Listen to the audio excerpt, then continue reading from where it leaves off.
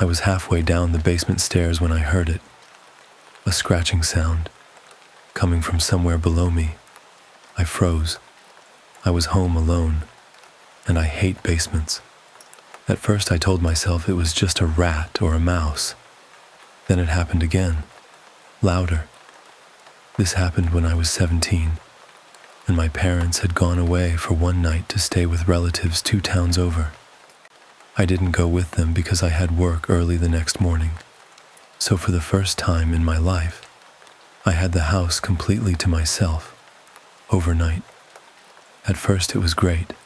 No one telling me to keep the TV down. No one asking what time I was getting in. No one around at all. I ordered food, played Xbox in the living room, until late, and by midnight, the whole house was dark, apart from the TV in front of me. The downstairs of our place had this long, narrow hallway, running from the kitchen to the front room, and halfway down it, there was a door that led to the basement. Not a normal finished basement, an old one, concrete floor, low ceiling, exposed pipes, storage shelves, boiler, freezer, the kind of basement that already feels scary even in daylight.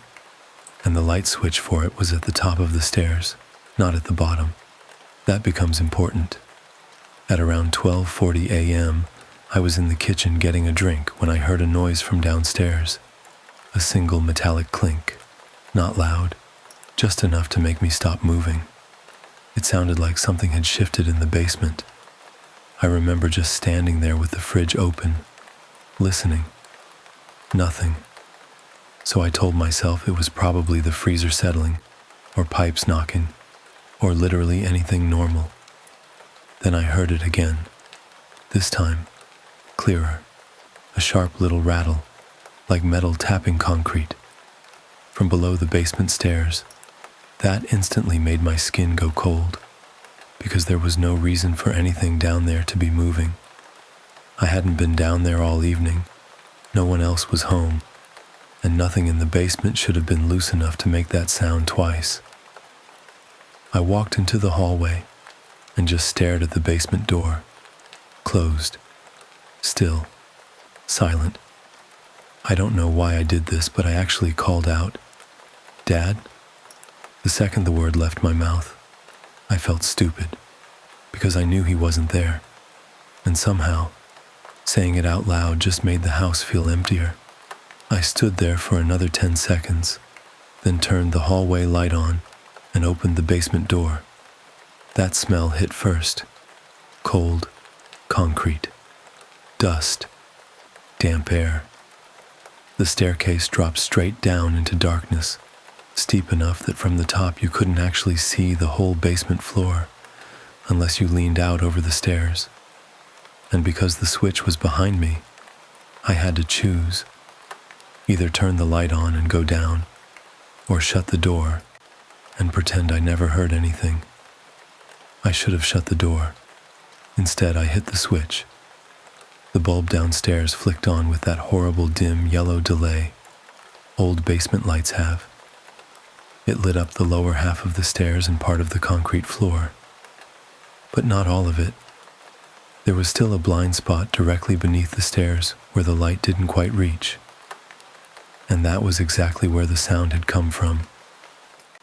I remember gripping the handrail and taking maybe 3 steps down, just enough to angle my head and see under the stairs. Nothing, just boxes, a folded-up chair, a stack of old paint tins. I let out a breath I didn't even realize I'd been holding, and right as I did, something moved at the far back corner of the basement. Not a rat, not a shadow, a person. I jerked so hard I nearly slipped. There was a man standing behind the boiler, mostly hidden in the dark. I could only see half of him at first. Shoulder, side of his face, one arm. But it was enough. Someone was in our basement. I actually froze. Completely. He didn't move toward me. Didn't say anything. He just stood there staring up through the gaps in the stairs, watching me. And what makes it worse is that he looked calm, not surprised, not panicked, not like someone who'd just been caught, more like someone who had been down there for a while already, just waiting. The second my body started working again, I backed up the stairs so fast I smashed my shoulder into the door frame. And that's when I heard him move. Fast, heavy footsteps on concrete, coming toward the stairs. I slammed the basement door shut and threw my weight against it just as something hit the other side, hard enough to make the wood jump in the frame. I screamed, actually screamed, not even from pain, just pure panic. Then the handle started jerking violently. Up, down, up, down. I grabbed it with both hands to stop it turning. The whole time I was backing up, dragging the door shut with me, trying to keep it closed while dialing 999 one-handed on my phone. The operator answered while I was still whispering my address and half crying. And all the while, that handle kept moving. Then suddenly it stopped. Completely. No sound. No footsteps. Nothing. That silence was worse than the struggle, because now I had no idea where he was. Still on the stairs, standing inches behind the door, back in the basement, trying another way out. I didn't wait to find out.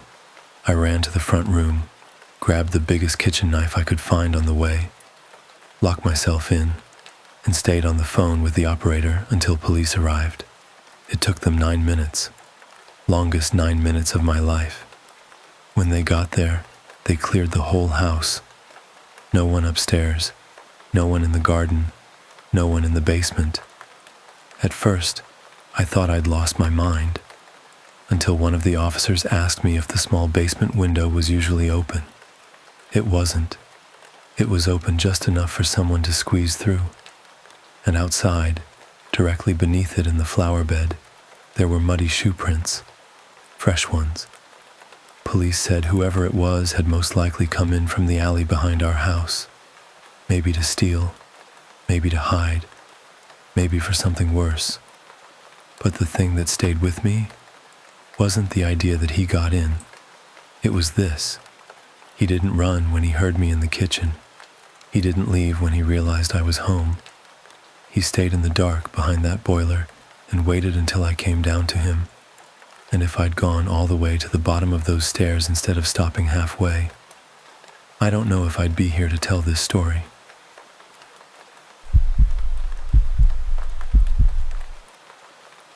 A few years ago, my friend Callum invited me to stay with him at his uncle's caravan for a weekend. It was out in rural Lincolnshire, miles from anything, parked on private land beside a huge open field, with nothing around it except hedgerows, a dirt track, and one abandoned barn about half a mile away. No streetlights, no nearby houses, no passing traffic. At night, it was black, in a way most people never actually experience. Not a bit dark, proper dark, the kind where once the sun goes down, the world just disappears. There were supposed to be 3 of us staying there, but Callum canceled the day before because of work and told me I could still use the place if I wanted. I'd already booked time off and needed the break, so I went anyway. The first night was fine. I grilled some food outside, listened to music, sat under the awning with a beer, and by around 10:30 I was inside with the caravan door locked, watching a film on my laptop. By midnight, my phone signal had dropped to almost nothing, and the battery on the caravan's old interior lights started dimming slightly, so I switched most of them off and just kept the little lamp over the kitchenette on. It was actually peaceful. Then, at around 12:50 a.m., I happened to glance out the window above the sink and saw a light in the field. At first I thought it was a star, or maybe a reflection. Then it moved, a single white light, low to the ground, slowly drifting across the darkness about 100 meters away. A torch. Someone was out there. I sat up straighter and watched it for maybe 30 seconds. It moved in short, Steady bursts. Stop. Move. Stop. Move.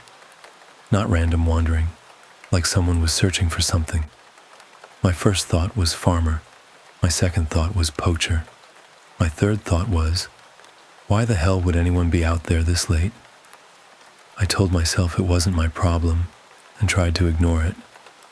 But the torch kept getting closer, not directly toward the caravan, just gradually closer in a wide arc, like whoever was holding it was moving around the edge of the field.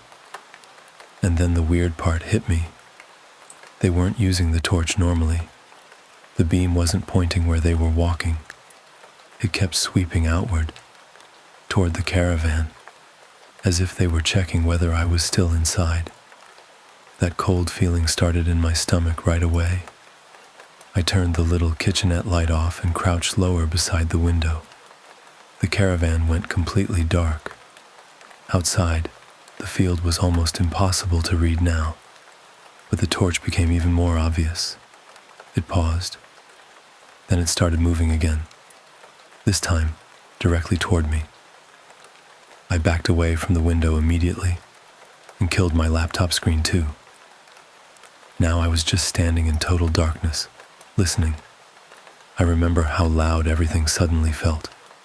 The hum of the old fridge, the ticking metal as the caravan cooled, my own breathing. Then, maybe a minute later, I heard footsteps outside. Not on gravel, on grass.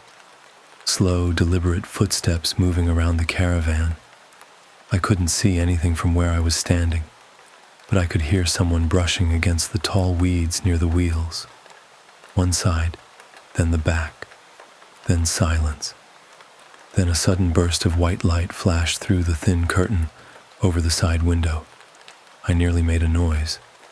Someone had stepped right up to the caravan and shone the torch directly inside. I crouched down beside the little bench seat and stayed completely still. The light moved across the interior once, then again. Then it disappeared. I heard the footsteps move toward the door. That was the point where it stopped feeling creepy and started feeling genuinely dangerous. Because there is no harmless reason for someone to circle a dark caravan in the middle of a field at 1 a.m. and then come to the door. I grabbed the only thing near me, which was a heavy metal wheel clamp lying under the bench, and just stood there in the dark waiting. A few seconds later, the door handle moved, not violently, just once, a slow test, then again. I was so tense at that point my jaw actually hurt. Then came 3 knocks, soft, even, patient. I said nothing. Then a man's voice, right outside the door, said, "Need some help?"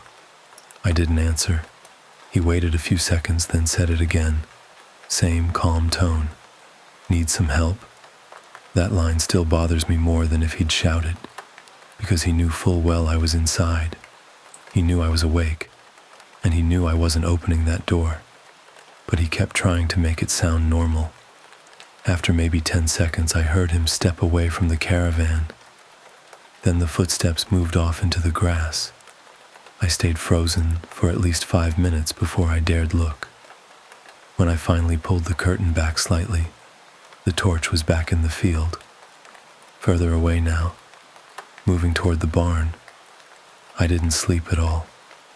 The second it got light, I packed my stuff and left. On the way out, I stopped by the patch of ground outside the caravan door. There were muddy footprints there, and one thing that turned my stomach, a cigarette butt, still fresh, right below the window over the sink. He hadn't just knocked and left. At some point, while I was inside in the dark, he had stood there long enough to smoke while looking in. I told Callum's uncle everything later that day. He got quiet halfway through and asked me what the man's voice sounded like. I said low, calm, local accent, and he just nodded. Apparently, a man had been caught trespassing around that same land the previous winter. He'd been seen walking fields at night with a torch, checking sheds, caravans, and parked vans. Not stealing much, not breaking much, just looking, seeing who was alone. That was the last time I ever stayed anywhere remote by myself. Because once you've stood in total darkness listening to someone test your door, you realize how thin safety actually is.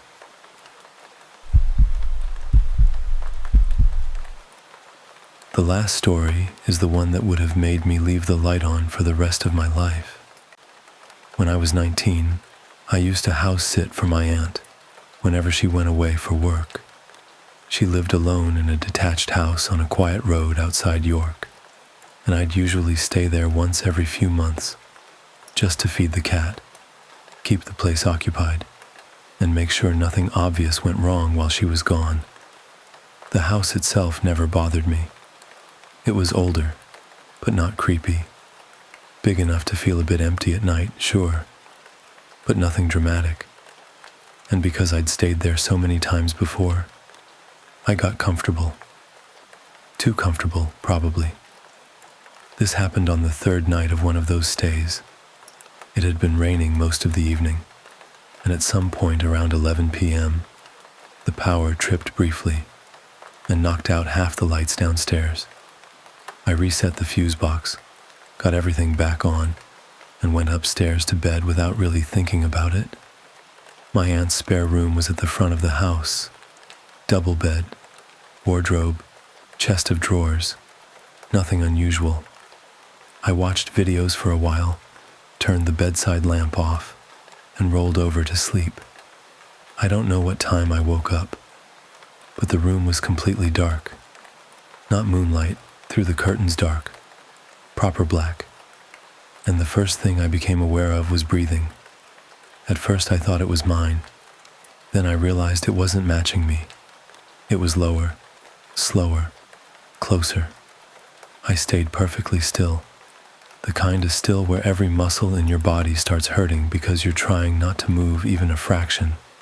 And I listened, breathing in, breathing out, very faint, very close, somewhere below me. My heart started hammering instantly.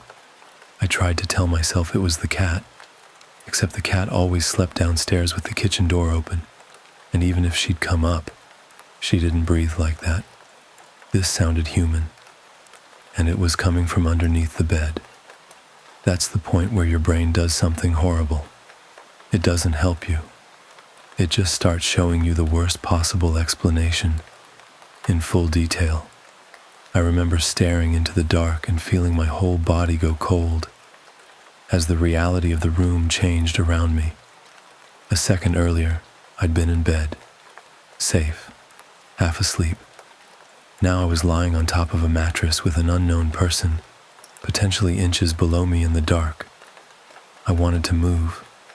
I couldn't. Then I heard the breathing stop, completely. And for some reason that was worse, because if it was a person, that meant they knew I was awake too. I don't know how long I lay there like that. Could have been 30 seconds. Could have been 5 minutes. Then, from somewhere underneath the bed, I heard the tiniest sound, a shift of fabric, like someone adjusting their weight. That was enough. I grabbed my phone from the bedside table, nearly dropped it, and turned the flashlight on in one jerking movement. I pointed it straight at the floor beside the bed. Nothing, just carpet. But because the bed frame was low and the mattress hung over the edge, I couldn't actually see all the way underneath from where I was lying. I had to get out. And that was the problem. If someone was under there, the only way to know for sure was to swing my legs off the side and stand beside the bed, right where they'd be. I actually sat there with the phone, light shaking in my hand, trying to work out whether it was smarter to stay frozen until morning, or move and risk whatever was under there grabbing me. Then I heard something downstairs, a soft knock, 3 times, at the front door. That sound snapped me out of whatever paralysis I was in, because now there was a second possibility. Either someone was under my bed, or someone was inside the house and someone else was outside it. I got off the bed fast and back toward the bedroom door, keeping the phone torch aimed low the whole time. Still couldn't see properly under there. I reached the hallway, slammed the bedroom door shut, and locked myself in the bathroom across the landing. Then I called my aunt first, because panic makes you stupid. She didn't answer, so I called the police. While I was whispering my address to the operator, I heard something that made every hair on my arm stand up. A creak from the landing floorboards, outside the bathroom, slow, heavy, human. Someone was upstairs. I stopped speaking for a second and the operator asked if I was still there. Then the bathroom door handle moved. Just once. I nearly dropped the phone. The handle slowly pressed down and stopped against the lock, then released, then again. Whoever was outside didn't knock, didn't speak, didn't rush. They just tested the handle like they expected it to open. The operator told me officers were on the way and to stay quiet. So I sat on the bathroom floor, clutching my phone with the torch off, listening to someone move around the landing in the dark. I could hear faint footsteps, a pause, then the bedroom door opening again, then silence. Police arrived maybe 8 minutes later, longest 8 minutes of my life. When they came through the house, they didn't find anyone. No forced entry, no smashed window, nothing obvious missing, and no one under the bed. But they did find 2 things. The first was the downstairs back door unlocked. I know for a fact I locked it earlier. The second was wet mud on the carpet beneath the spare room window and along one side of the bed, as if someone had been standing there for a while, or kneeling beside it. The officer asked if anyone else had a key to the house. I said not that I knew of. My aunt got back the next day, and when I told her everything, she went completely pale. Then she told me something she should have mentioned years earlier. Her ex-boyfriend had lived there briefly after they split. It ended badly. He'd refused to leave for weeks. And for a while after that, she kept thinking she heard things in the house at night. She'd changed the locks eventually, or at least she thought she had. A week later, the police called to say a neighbor's doorbell camera had picked up a man leaving my aunt's driveway at 3:11 a.m., the same night I called. He was wearing dark clothes and a hood, and just before he walked out of frame, he turned back toward the house, like he was checking whether I was still watching from inside. I never house sat there again, and even now, if I wake up in a dark room and hear breathing that doesn't belong to me, I don't look under the bed. I leave.